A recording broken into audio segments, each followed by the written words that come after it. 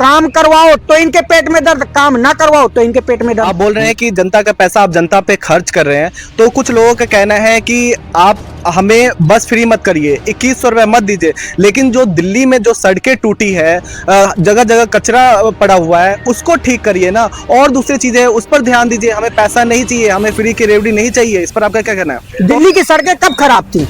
वो उस दौरान खराब थी जब बारिश हो रही थी। आज आपका कैमरा है, आपका माइक है, आप जनता के बीच जाइए, कहीं आपको सड़क टूटी हुई दिखे तो बताइएगा। हमारे केजरीवाल जी जैसे ही जेल से वापस आए हैं, सबसे पहला काम उन्होंने दिल्ली की सड़कों को चमकाने का काम किया। 5 तारीख का इंतजार है।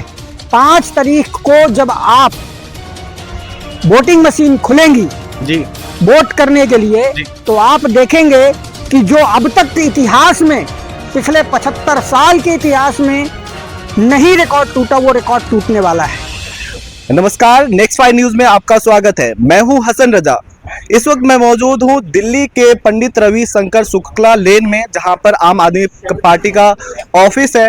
और आप सभी को पता है कि दिल्ली में विधानसभा चुनाव को लेकर सरगर्मियां तेज हो चुकी है। सारी पार्टियां, आम आदमी पार्टी हो या बीजेपी हो या कांग्रेस हो, सब चुनाव की तैयारी में जुटी हुई है। इसी विषय पर हम आज बात करेंगे आम आदमी पार्टी के प्रवक्ता राम गुप्ता सर से, और जानेंगे कि उनका कैंपेन कैसे चल रहा है और इस बार क्या माहौल चल रहा है, उन्हें क्या लग रहा है, क्या इस बार उन सरकार बना पाएंगे या नहीं बना पाएंगे।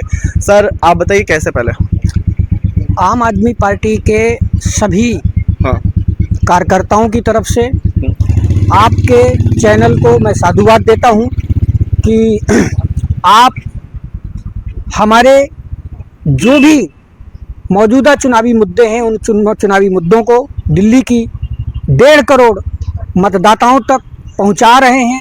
ये जानकर हमें बड़ी खुशी है। रही बात आपने जो पूछा कि इस चौथी बार जो हमारे दिल्ली में सरकार बनाने के लिए हमारा जो ये चुनावी संघर्ष चल रहा है, इस संघर्ष में सिर्फ इंतजार है दिल्ली की जनता को। 5 तारीख का इंतजार है।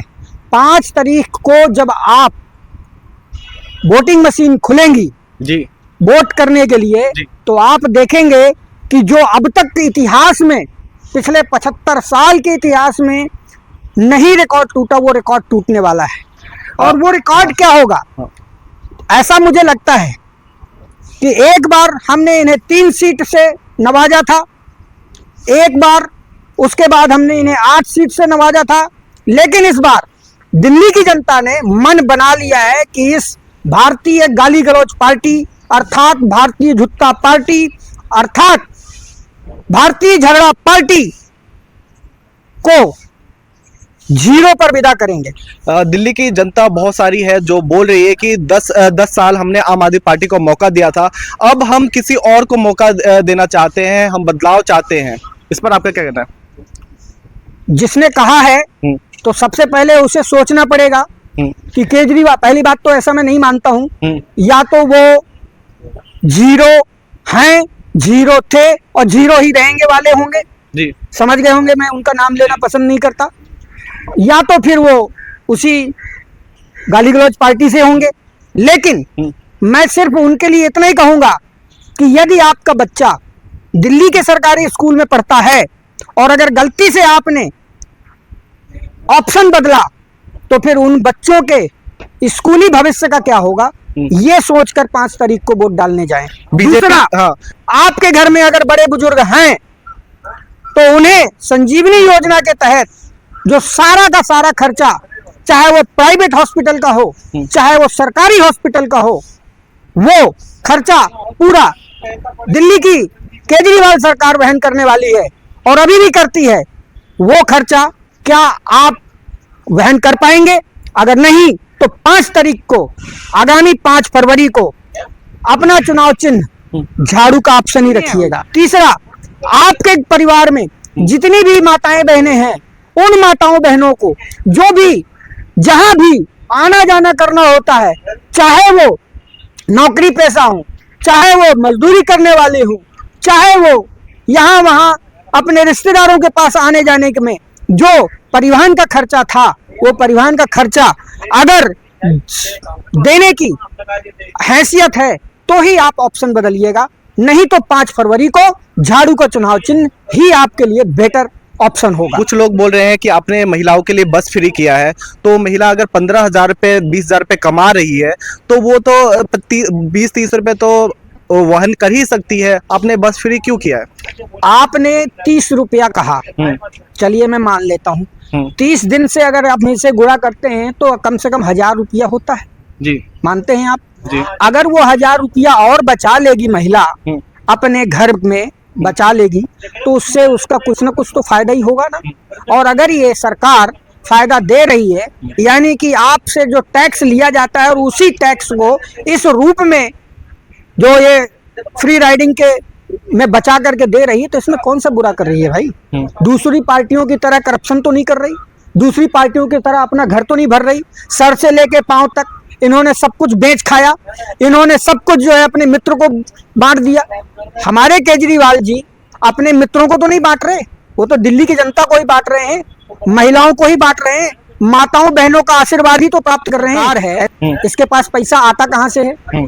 पहले तो उसका जवाब दे कोई। दिल्ली के सरकार के पास जो खजाना है ये खजाना है जनता का, और अगर जनता का खजाना है तो उसे जनता पर ही लुटा रही है ना अरविंद केजरीवाल जी की सरकार। तब इसमें बताइए कौन सा असंवैधानिक काम कर रही है, इसमें कौन सा अनैतिक काम कर रही है, बताइए मुझे। मैं आपके कैमरे के माध्यम से उन सवाल करने वालों से पूछता हूं, उन भारतीय जनता पार्टी वालों से पूछता हूं, उन जीरो थे जीरो हैं जीरो रहेंगे वालों से पूछता हूं कि जो दिल्ली सरकार के पास खजाना आता है वो क्या किसी का खेत बेच के लाते हैं या किसी का मकान बेच के लाते हैं? वो आता तो दिल्ली की जनता का ही है ना। दिल्ली की जनता जो दिन रात अपनी गाढ़ी कमाई करती है उसमें से जो टैक्स लेती कलेक्शन करती है दिल्ली सरकार, उस टैक्स कलेक्शन से आया हुआ रेवेन्यू अगर उन्हें विभिन्न जन कल्याणकारी योजनाओं के तहत दिल्ली की जनता को वापस करती है तो इन भारतीय जनता पार्टी, भारतीय गाली गलौज पार्टी और जीरो थे जीरो हैं और जीरो रहेंगे वाली पार्टी के पेट में मरोड़े क्यों उठ रही है? आप बोल रहे हैं कि जनता का पैसा आप जनता पे खर्च कर रहे हैं, तो कुछ लोगों का कहना है कि आप हमें बस फ्री मत करिए, 2100 रुपये मत दीजिए, लेकिन जो दिल्ली में जो सड़कें टूटी है, जगह जगह कचरा पड़ा हुआ है, उसको ठीक करिए ना, और दूसरी चीजें उस पर ध्यान दीजिए। हमें पैसा नहीं चाहिए, हमें फ्री की रेवड़ी नहीं चाहिए। इस पर आपका क्या कहना है? तो हमने ऑप्शन दिया है, जो लोग बिजली बिल भरते हैं हमने उसमें ऑप्शन दिया है, जिन लोगों को ये फ्री वाली सुविधाएं नहीं चाहिए उस पर टिक मार्क लगा करके फॉर्म भेज दें, उनके पास बिजली का बिल भरने की सुविधा होगी, पानी का बिल भरने की सुविधा होगी, स्कूल की फीस देने की सुविधा होगी और उन्हें बस की राइडिंग लेने की सुविधा होगी। जबरदस्ती थोड़ी है। लेकिन यहाँ पर पॉइंट ये नहीं है, आपने आरोप लगाया कि दिल्ली की सड़कें खराब हैं जी। दिल्ली की सड़कें कब खराब थी? वो उस दौरान खराब थी जब बारिश हो रही थी। आज आपका कैमरा है, आपका माइक है, आप जनता के बीच जाइए, कहीं आपको सड़क टूटी हुई दिखे तो बताइएगा। हमारे केजरीवाल जी जैसे ही जेल से वापस आए हैं सबसे पहला काम उन्होंने दिल्ली की सड़कों को चमकाने का काम किया है। हाँ, कुछ चीजें ऐसी हैं, कुछ जगहें ऐसी हैं जहां पर कुछ बाकी है, लेकिन काम जारी है। सारा फंड रिलीज कर दिया गया है। अब एक दिन में रॉकेट साइंस नहीं है ना कि हम एक दिन में चमका देंगे। ये काम लंबा है, प्रोसेस लंबा है। 1-1 किलोमीटर सड़क बनाने के लिए लंबा प्रोसेस लगता है, क्राउड को भी मेंटेन करना होता है, ट्रैफिक को भी मेंटेन करना होता है, लेकिन काम कर रहा है, सड़कें खुदी हुई हैं। अब इसमें समस्या ये है कि इन भाजपाइयों को, इन कांग्रेसियों को यहाँ भी पेट में दर्द होता है। यहाँ इसलिए पेट में दर्द होता, अगर सड़क खोद देते तो कहते कि नहीं जी, जब देखो तब इनके एरिया में सड़क ही खुदी रहती है। अरे भैया, काम करवाओ तो इनके पेट में दर्द, काम ना करवाओ तो इनके पेट में दर्द।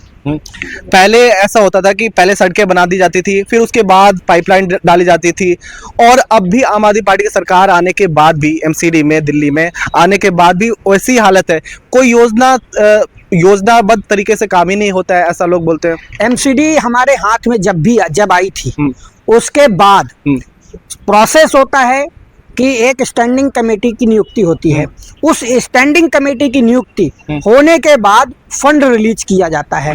आज तक 2 साल होने को आ रहा है, स्टैंडिंग कमेटी की नियुक्ति नहीं हुई है। ये काम कराने का जिम्मेदारी है एलजी की जी। केंद्र सरकार के मातहत एलजी यहाँ नियुक्त किया गया है। वो जानबूझकर स्टैंडिंग कमेटी की नियुक्ति नहीं कर रहा है। लेकिन हमारे केजरीवाल जी जुनूनी आदमी हैं और उन्होंने जो वादा किया है एमसीडी के कामों को पूरा करने के लिए, वो चाहे जो करना पड़े, चाहे हमें हाथ जोड़ना पड़े, चाहे हमें पैर पकड़ना पड़े, चाहे हमें नाक रगड़नी पड़े, हर हाल में हम जनहित के काम होने से नहीं रुकने देंगे।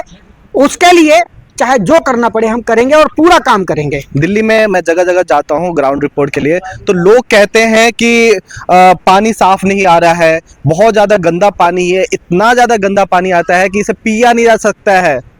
नहीं, ऐसा नहीं है। पानी की समस्या जहाँ थी, अब तो समस्या वो सॉल्व कर दी गई है। केजरीवाल जी स्वयं घरों घरों में जाकर के नल खोल के वहाँ का पानी पिया है। आप लोगों को पता, आपके मीडिया वालों ने ही दिखाया है सारे टीवी चैनलों में। और उसके लिए कम से कम 10,000 किलोमीटर का पाइपलाइन भी बिछाया जा चुका है ऑल ओवर दिल्ली में। ये एक लंबा प्रोसेस है। इसके लिए हमने जो है दिल्ली में झीलें तैयार करी हैं। असंख्य झीलें तैयार हो चुकी हैं दिल्ली में। एक कृत्रिम झीलें जिन्हें कहा जाता है, जहां बारिश का पानी स्टोर करने के बाद उसको फिल्ट्रेशन मशीन द्वारा प्यूरिफाई करके और उन्हें जो है लोगों के पाइपलाइन के द्वारा पानी पहुंचाया जाए। तो ये सारे प्रोसेस ऑलरेडी हो चुके हैं। प्लस जहां जहां पाइपलाइन टूटी हुई थी उनकी रिपेयरिंग का काम भी ऑलमोस्ट कंप्लीट हो चुका है। अभी कई ऐसे इलाके हैं जहां प्योर पानी भी आने लगा है। अब लोगों ने अपने घरों में जो मशीन लगा रखी थी पानी फिल्टर करने वाली, वो मशीनें भी हटा दी हैं। लेकिन ये प्रोसेस है कंप्लीट। तो ये अभी भी जारी है प्रोसेस? हाँ, दिन रात, दिन दूनी रात चौगनी गति से ये काम जारी है। इसी के साथ लोग कंप्लेन करते हैं कि दिल्ली में जगह जगह कूड़े कचरे के पहाड़ बन चुके हैं, वहाँ पर गाय कूड़े कचरे खा रही है।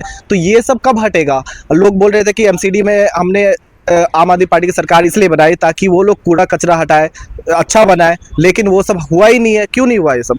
नहीं, ऐसा नहीं है कि नहीं हुआ है। आप कभी जो 3 कूड़े के ढेर लगे हुए थे पहाड़, आप उन पहाड़ों पे जाकर के कभी अपना कैमरा घुमाइए जी। हाँ, जाकर के देखिए, आधे से ज्यादा खाली हो गए। बड़ा लंबा प्रोसेस है भैया। 70 साल का कूड़ा है, 70 साल का कचरा हटाने में टाइम तो लगेगा ना। और हमारी एमसीडी की टीम लगी हुई है।